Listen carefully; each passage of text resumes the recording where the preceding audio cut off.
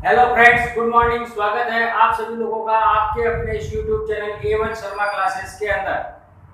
Friends,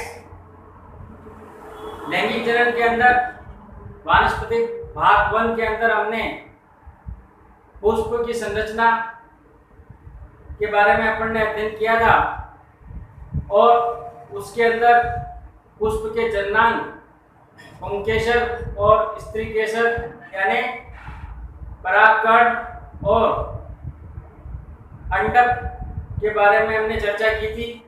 इसी श्रृंखला में आगे बढ़ते हुए हम पुष्प के अंदर फल का निर्माण और फल के अंदर बीज का निर्माण किस तरीके से होता है, किस तरीके से निषेचन क्रिया संपन्न होती है और उस दौरान क्या क्या प्रोसेस यहाँ पर कार्य करता है, इन सभी बातों का आज के इस वीडियो में हम चर्चा करेंगे। फ्रेंड्स, पुष्पों के अंदर मैंने जैसे पिछले वीडियो में बताया था, एक लिंगी और द्विलिंगी पुष्प होते हैं। तो द्विलिंगी पुष्पों के अंदर नर जननांग और मादा जननांग एक साथ पाए जाते हैं, परंतु एक लिंगी पुष्प के अंदर एक ही जननांग उपस्थित होता है, चाहे वो नर जननांग हो चाहे वो मादा जननांग हो। इस प्रक्रम के अंदर हम आगे बढ़ते हुए उच्च वर्गीय कुल के पादपों में पुष्पों के अंदर जो जनन प्रक्रिया होती है, उस जनन प्रक्रिया के आधार पर फल और बीज का निर्माण किस तरीके से होता है, इस बात का विस्तार से हम यहाँ इस वीडियो में अध्ययन करेंगे। पुष्पीय पादपों के अंदर निषेचन की क्रिया के लिए अति आवश्यक है कि परागकणों का वर्तिकाग्र पर पहुंचना। परागकण जैसे मान लो ये परागकोश है और इस परागकोश के अंदर छोटे छोटे परागकण उपस्थित होते हैं।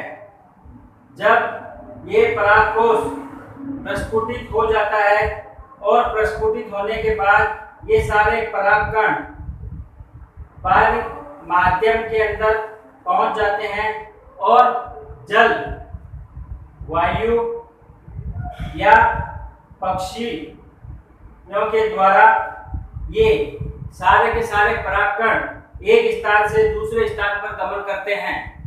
और जब इन परागकणों युक्त, चाहे वो पक्षी हो, चाहे वो जल हो, चाहे वो वायु हो, ये परागकण इन माध्यम से पादप के अंडाशय पर उपस्थित वर्तिकाग्र पर पहुंचते हैं। और जब ये परागकण वर्तिकाग्र पर पहुंचते हैं तो यहाँ पर ये परागकण इस वर्तिकाग्र से चिपक जाते हैं। तो यहाँ पर परागकणों का वर्तिकाग्र पर पहुंचना एक महत्वपूर्ण प्रक्रिया होती है। इस प्रक्रिया को हम परागण कहते हैं। परागण यानी परागकणों का वर्तिकाग्र पर पहुंचने की प्रक्रिया परागण कहलाती है। परागण दो प्रकार का होता है। एक तो होता है स्वपरागण, स्वपरागण, दूसरा होता है परपरागण। स्वपरागण और परपरागण दोनों अलग अलग होते हैं, इनकी परिभाषाएं भी दोनों अलग अलग है। स्वपरागण का मतलब ये हुआ कि स्व का मतलब स्वयं, यानी एक ही पुष्प के अंदर परागकण उसी पुष्प की वर्तिकाग्र पर गिर जाते हैं। मान लो ये परागकण है और परागकण यहाँ से इसी पुष्प की वर्तिकाग्र पर गिर जाता है, इसे हम कहते हैं स्वपरागण। चाहे वो माध्यम इसमें नहीं आवश्यकता होती है और परपरागण के अंदर माध्यम की बहुत अधिक आवश्यकता होती है। बिना किसी माध्यम के पर परागण संभव नहीं हो सकता। इसके अंदर माध्यम वायु भी बन सकती है, जल भी बन सकता है, पक्षी, कीट, पतंगे आदि सभी जानवर यहाँ माध्यम बन सकते हैं जो पर परागण के अंदर कार्य करते हैं। पर परागण का मतलब ये हुआ कि इसके अंदर उपस्थित परागकण किसी दूसरी जाति के पुष्प की वर्तिकाग्र पर पहुंचते हैं। यानी इसमें दो अलग अलग पुष्प होते हैं और दोनों अलग अलग पुष्प के अंदर परागकण उनकी वर्तिकाग्र पर ट्रांसफर होते हैं और इस प्रकार का जो परागकण कहलाता है वो पर परागण कहलाता है। तो यह बहुत ही इंपॉर्टेंट है। कई बार पूछा जाता है कि परागण किसे कहते हैं और परागण को परिभाषित करते हुए परागण के विभिन्न प्रकारों को समझाइए। तो यहाँ पर आपको परागण की परिभाषा और स्वपरागण और पर परागण दोनों ही समझाया गया है। इसकी डेफिनेशन मैं आपको बोर्ड पे दिखा रहा हूं। परागण की परिभाषा के अंदर परागकणों का पुष्प के स्त्री जननांग में अवस्थित वर्तिकाग्र पर पहुंचने की प्रक्रिया परागण कहलाती है। परागण दो प्रकार का होता है, स्वपरागण। स्वपरागण का मतलब एक ही जाति के पुष्प की वर्तिकाग्र पर परागकणों के पहुंचने की प्रक्रिया स्वपरागण कहलाती है। यानी एक ही पौधे में एक ही पुष्प पर यह क्रिया संपन्न होती है और उसके बाद में दूसरा आता है पर परागण। पर परागण में दो भिन्न भिन्न जाति के पुष्प या दो अलग अलग पुष्पों के ऊपर वर्तिकाग्र पर परागकणों के पहुंचने की जो प्रक्रिया होती है उसे पर परागण कहते हैं। पर परागण को स्वपरागण को दोनों को ही स्क्रीन पर चित्रित किया गया है जिसे आप आसानी से समझ सकते हैं। परागण के अंदर वैज्ञानिक अर्थ अपन देखते हैं तो इसके अंदर वर्तिकाग्र अंडाशय बीजांड पर परागकणों के पहुंचने की वह प्रक्रिया है जिससे गर्भधान के पश्चात फल व बीज बनते हैं, परागण कहलाता है। यह एक डेफिनेशन यहाँ पर और समझाई गई है। इसके अंदर परागण के अंदर हम देखते हैं कि स्वपरागण केवल उभयलिंगी पुष्पों के अंदर ही हो सकता है, लेकिन पर परागण एक लिंगी पुष्प के द्वारा संपन्न होता है, क्योंकि पर परागण में एक ही जाति के दो भिन्न भिन्न पुष्प होते हैं और उन दोनों भिन्न पुष्पों पर परागकणों के पहुंचने की प्रक्रिया जो होती है वो अलग अलग पुष्पों के अंदर एक ही जाति के जो पुष्प होते हैं उस पर परागकण पहुंचते हैं और इस प्रक्रिया को हम पर परागण कहते हैं। इसलिए यह प्रक्रिया केवल एक लिंगी पुष्पों के अंदर ही पाई जाती है। यहाँ पर बोर्ड पर मैं आप लोगों को कुछ एग्जाम्पल बता रहा हूँ जो अक्सर एग्जाम में पूछे जाते हैं कि वायु जनित परागण का कोई एग्जाम्पल बताइए, या कोई एग्जाम्पल है जो ऑब्जेक्टिव क्वेश्चन में पूछा जाता है, या जल जनित परागण का कोई एग्जाम्पल बताइए। तो यहाँ पर वायु जनित परागण के अंदर ग्रेमिनी जो फूल है उसके अंदर घास, बांस और गन्ना, ये तीन इसके महत्वपूर्ण एग्जाम्पल है जो कई बार पूछे जाते हैं। और उसके बाद कौमी कुल के अंदर ताड़, खजूर, नारियल, ये तीन एग्जाम्पल इसके अंदर बताए गए हैं। इसके अलावा जल जनित जो परागण है उसके भी यहाँ एग्जाम्पल मैंने आपको बोर्ड में बताए हैं, जिसमें पहला एग्जाम्पल रपिया, दूसरा जॉस्टीरा और तीसरा वेलिस्नेरिया। वेलिस्नेरिया एक ऐसा एग्जाम्पल है जो अक्सर एग्जाम में पूछा जाता है, चाहे वो कंपटीशन एग्जाम हो चाहे जनरल एग्जाम हो। वेलिस्नेरिया जल जनित परागण का सबसे बेस्ट और सबसे अच्छा एग्जाम्पल है जो आपको ध्यान रखना है और एग्जाम से संबंधित बहुत ही इंपॉर्टेंट होता है कि स्वपरागण किसमें पाया जाता है, पर परागण किसमें पाया जाता है और वायु जनित परागण और जल जनित परागण के कुछ विशेष एग्जाम्पल्स। इसके बाद में हम आगे चलते हैं। परागण से लाभ और हानियां। यहाँ पर परागण में हम लाभ और हानियां दोनों पे विचार करेंगे कि जैसे कि पर परागण और स्वपरागण दो प्रकार के होते हैं। तो स्वपरागण और पर परागण साधारणतः पर परागण जो होता है वो सबसे बेस्ट होता है, सबसे अच्छा होता है बजाय स्वपरागण के। लेकिन सबसे बड़ी जो प्रॉब्लम ये आती है पर परागण के अंदर कि पर परागण जैसे मैंने बताया था कि यह माध्यम पर निर्भर करता है।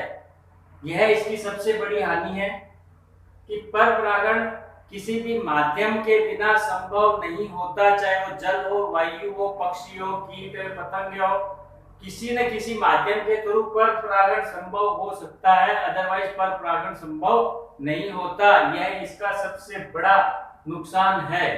लेकिन स्वपरागण के अंदर यह सबसे बड़ा लाभ है कि इसके अंदर माध्यम की आवश्यकता नहीं होती है।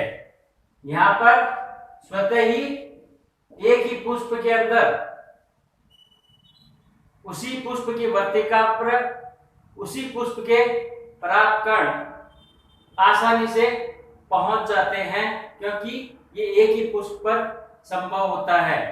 इसलिए यहाँ पर किसी भी माध्यम के ऊपर इसको निर्भर नहीं रहना पड़ता, लेकिन पर परागण को माध्यम पर निर्भर रहना पड़ता है। ठीक उसी प्रकार अब इसके अंदर हम लाभ के अंदर देखते हैं तो इसका लाभ उसकी हानि स्वपरागण की और स्वपरागण का लाभ पर परागण की हानि, दोनों एक दूसरे के विपरीत चलते हैं।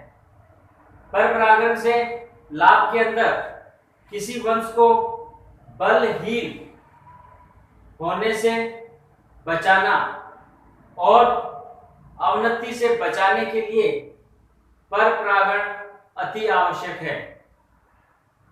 क्यों? क्योंकि स्वपरागण में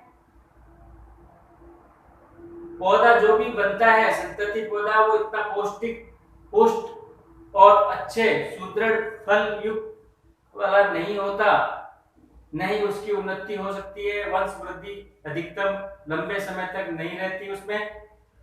इसीलिए पर परागण इसके लिए एक बेहतर माध्यम होता है।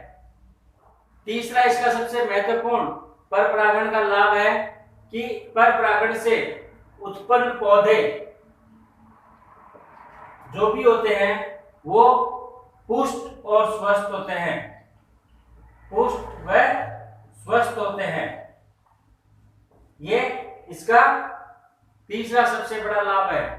पर परागण के लाभ में आगे बढ़ते हुए नेक्स्ट चौथा पॉइंट इसका होता है जो बहुत ही महत्वपूर्ण पॉइंट होता है, और इस महत्वपूर्ण पॉइंट के अंदर भ्रूण में जो विकसित नई संतति है उसमें गुणों में भिन्नता उत्पन्न होती है और भिन्नता उत्पन्न होने से नए गुणों का उसमें समावेश हो जाता है।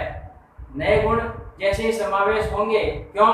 क्योंकि दोनों पृथक पृथक पुष्पों के अंदर पर परागण हो रहा है, तो उस स्थिति के अंदर संभवतः एक नई प्रजाति का विकास यहाँ देखने को मिलता है। ये इसका सबसे प्रमुख और सबसे बेहतरीन लाभ होता है पर परागण का। लेकिन पर परागण में कुछ विशेष हानियां भी होती है। उस विशेष हानियों में सबसे पहले हम देखते हैं कि पर परागण एक अनिश्चितकालीन परिस्थितियों के अंदर जुड़ा हुआ रहता है, क्योंकि उसकी कोई निश्चित परिस्थितियां या निश्चित स्थितियां नहीं होती कि पर परागण होगा ही। क्यों? क्योंकि वो अलग अलग माध्यम के ऊपर निर्भर करता है और वो माध्यम उसको नहीं मिल पाता, तो उस परिस्थिति के अंदर अनिश्चितकालीन परिस्थितियां वो पैदा हो जाती है, जहां पर संभव नहीं हो सकता कि पर परागण होना ही अनिवार्य है। दूसरा इसमें हानि के अंदर कि अनुकूल परिस्थितियां उत्पन्न करने में पादप को अपनी व्यर्थ में ऊर्जा खर्च करनी पड़ती है। और तीसरी इसकी जो सबसे बड़ी हानि है वो ये होती है कि इसमें निषेचन की जो प्रक्रिया होती है वो मात्र एक संयोग होता है। उस संयोग जब बनता है तो ही निषेचन संभव हो पाता है, अदरवाइज परागकण नष्ट हो जाते हैं। क्यों? क्योंकि ये विभिन्न माध्यमों के माध्यम से परागकण वर्तिकाग्र पर पहुंचते हैं और वर्तिकाग्र पर एक संयोग ही ऐसा होता है, उस संयोग के कारण वर्तिकाग्र पर परागकण पहुंच पाते हैं। इसलिए वहां पर निषेचन की प्रक्रिया निश्चित नहीं हो सकती। अनिश्चित परिस्थितियों के अंदर निषेचन संभव हो भी सकता है और नहीं भी हो सकता। इसके बाद हम आगे बढ़ते हैं स्वपरागण के कुछ लाभ। सबसे पहला लाभ कि यहाँ पर जो स्वपरागण होता है वह एक निश्चित प्रक्रिया है। क्यों? क्योंकि पुष्प एक ही है और उसी पुष्प के परागकण उसी पुष्प की वर्तिकाग्र पर गिरते हैं, इसलिए यह निश्चित है कि परागकण वर्तिकाग्र तक पहुंचता ही है। दूसरी बात, विभिन्न साधनों पर निर्भरता नहीं होती। परागकण एक स्थान से दूसरे स्थान पर गमन करने की आवश्यकता इसमें नहीं होती, क्योंकि स्वपरागण होता है, एक ही पुष्प के अंदर दोनों उपस्थित होते हैं। तीसरी, परागकण व्यर्थ में नष्ट नहीं होते। जैसे परपरागण के अंदर माध्यम के द्वारा परागकण एक स्थान से दूसरे स्थान पर पहुंचते हैं और अनेकों परागकण में से केवल कुछ ही परागकण वर्तिकाग्र तक पहुंचकर निषेचन की प्रक्रिया को संपन्न करते हैं, परंतु ऐसा इसमें नहीं है, क्योंकि यह स्वपरागण है और स्वपरागण के कारण परागकण कोई भी नष्ट नहीं होता है। जो भी परागकण वर्तिकाग्र पर पहुंचता है वो निश्चित रूप से निषेचन की प्रक्रिया को पूर्ण करने में सक्षम हो सकता है। चौथा इसमें लाभ सबसे बड़ा ये है कि इसमें अनुकूल परिस्थितियों में पादप को अपनी विशेष ऊर्जा व्यय नहीं करनी पड़ती। यहाँ पर हम पादप के अंदर परागण और पादप के अंदर निषेचन दोनों ही प्रक्रमों के अंदर कुछ महत्वपूर्ण अंतर देखेंगे। परागण के अंदर निषेचन से पूर्व की क्रिया परागण कहलाती है, परंतु निषेचन परागण के बाद में होने वाली क्रिया है। उसके बाद परागण एक बाह्य क्रिया है जो किसी भी माध्यम की सहायता से संपन्न होती है, परंतु निषेचन आंतरिक प्रक्रिया है और आंतरिक तरीकों के माध्यम से ही यह संपन्न होती है। उसके बाद परागण बाहरी सशक्त माध्यम की आवश्यकता का मोहताज होता है, परंतु निषेचन के अंदर बाह्य माध्यम की कोई भी आवश्यकता नहीं होती है। उसके बाद परागण प्रक्रिया के अंदर परागनली नहीं बनती है, परंतु निषेचन प्रक्रिया में जब पुष्प के अंदर निषेचन की क्रिया संपन्न होती है उस समय परागकण वर्तिकाग्र पर पहुंचते हैं और वर्तिकाग्र से चिपककर वो अंकुरित होकर एक परागनली का निर्माण करते हैं और वो परागनली कोशिका जो अंड कोशिका होती है वहां तक पहुंचती है और नर युग्मक उस परागनली के माध्यम से अंड कोशिका तक पहुंचता है और पहुंचकर फिर अंड कोशिका से संयुग्मित होता है। इसलिए निषेचन की प्रक्रिया में परागनली का निर्माण होना अति आवश्यक हो जाता है।